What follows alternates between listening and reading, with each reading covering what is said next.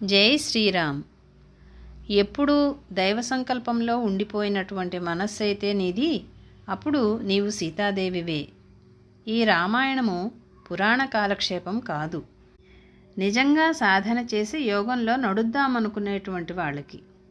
CVV గారు చెప్పారు, ఈ యోగ సాధన 1-2 రోజులు చేసే నిరుత్సాహపడకు. Columbus ఎన్నాళ్లకు America కనుక్కున్నాడు? అలాగే శాస్త్రజ్ఞులు కొత్త విషయాలు తెలుసుకోవడానికి ఎంత పరిశోధన చేసి జన్మంతా దానికే సమర్పణ చేశారు. అట్లాగే నీవు కూడా దృఢ సంకల్పంతో కష్టనష్టాలు ఓర్చుకొని సాధన చేయాలి తప్ప ప్రతి చిన్న కష్టానికి ముందు సాధన మానేస్తానని అనేవాడి వల్ల ఏమీ కాదు అన్నారు. అందుకని ఆ విధంగా చేసుకో సాధన అన్నారు. ఇప్పుడు రాముని గురించి సీత యొక్క సాధన అంటే 30 సార్లు చెబుతున్నానని ముందుకెళ్ళడేమీ అనిపించవచ్చు. అంటే విషయం దాటేసి ఊరికే కథ చెప్పుకోవటంగా 30 సార్లు చెప్పుకోవచ్చు రామాయణము.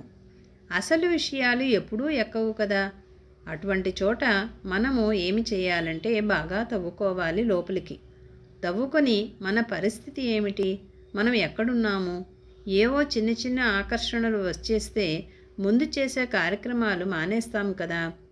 ప్రేయర్ చేయాలి. ఎట్లా? అదా ఇదా ఇట్లా అవే మనల్ని తినేస్తున్నప్పుడు దీని గురించి మనం ఆలోచన చేస్తే కనీసం స్మరణ చేసుకుంటే కొంచెం స్ఫూర్తి వస్తుందని ఇంతసేపు మనము దీని గురించి చెప్పుకుంటున్నాము. కాబట్టి అటువంటి వాళ్ళ విషయంలో అహంకారానికి తావు లేదు.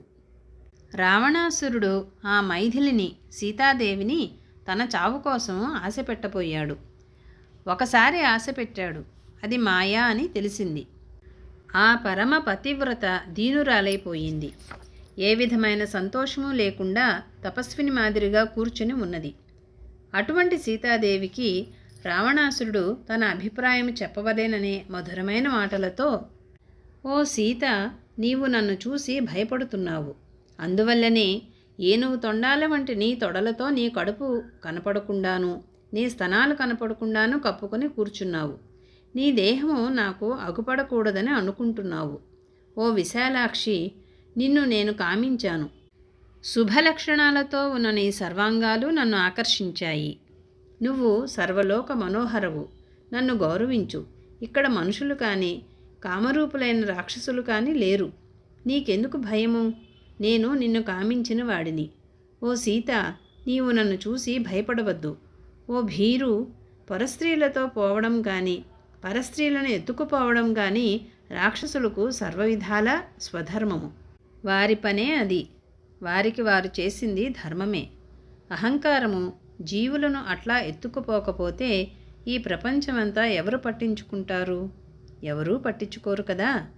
రక్షితుల వల్ల ఈ పంచభూతాత్మకమైన సృష్టిని రక్షించి అందులో జీవులను త్రొక్కిపెట్టడం వాళ్ళ పని.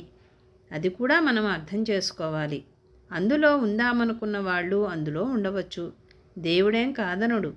అందులోంచి బయటకు వద్దామనుకునే వాళ్ళని అందులోకి తొక్కకురా అని చెబుతాడు.